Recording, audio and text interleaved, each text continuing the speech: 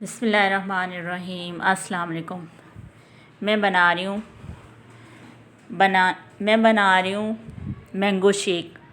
ये मेरे पास home made मलाई थी और ये मेरे पास बाउल में कटे हुए आम हैं।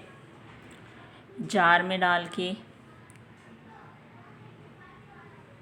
सारे आम के पीस जार में डाल दूँगी।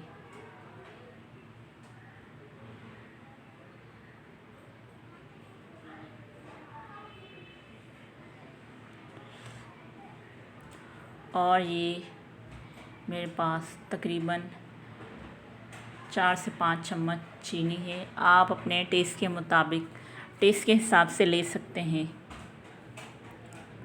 मैं इसमें शामिल करूँगी तकरीबन आधा कप दूध पहले शामिल किया था, आधा कप अभी डाल रही हूँ। और 2 गिलास बाद में मैंने शामिल किए हैं दूध, और उसमें पानी 1 गिलास पानी शामिल किया है। तो यहाँ पे मेरे पास मैंगो शेक तैयार है। आपने देखा कि ये बनाना कितना आसान है। आजकल मार्केट में बहुत ही मज़ेदार से आम आए हुए हैं। ये बना के ज़रूर ट्राई करें।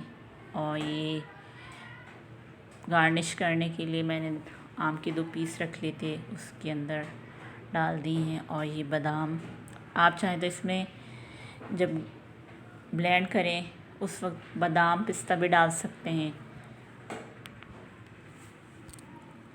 मज़ेदार सा मैंगो शेक तैयार है।